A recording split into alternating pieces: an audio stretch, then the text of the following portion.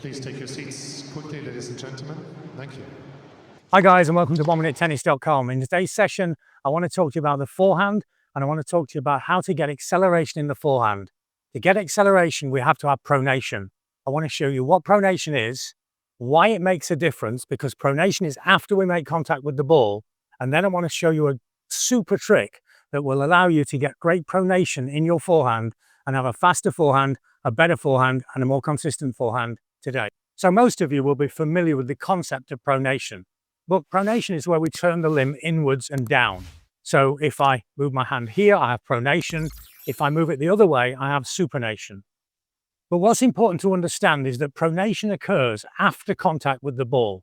So I come into the ball here, I have a neutral position of the wrist with slight extension, and now the whole limb pronates and turns inwards and down, and then I finish the stroke.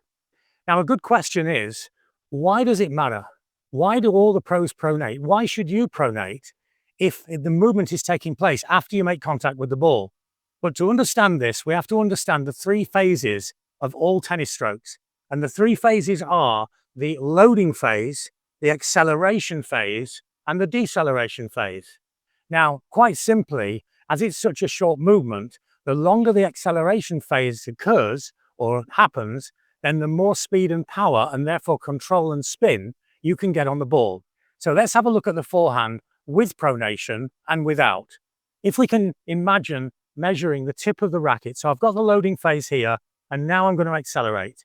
And I've got about 1 meter here, and about 2 meters, and now I'll be decelerating. But if I add pronation, I now have 1 meter, 2 meters, and 3 meters. And now I'm decelerating.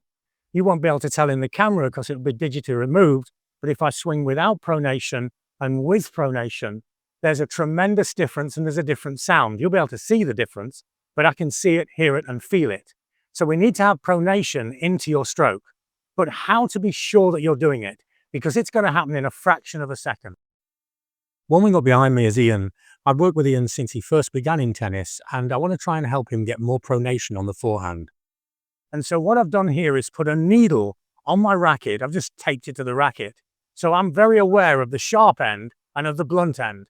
As he makes the stroke, I'm going to ask him to have the needle pointing up and then to have the needle pointing down. So up and then down.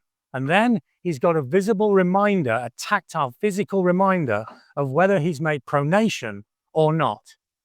So now Ian is physically aware. He can check visibly and see that he's making pronation within the stroke.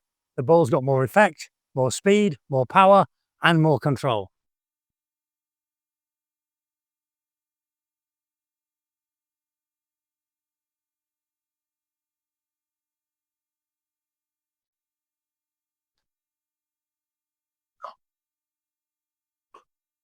So by using this aid and physically being able to see the difference in the stroke, instead of thinking that we've got the movement right, we can check that we've got the movement right, and the ball can see the difference as well.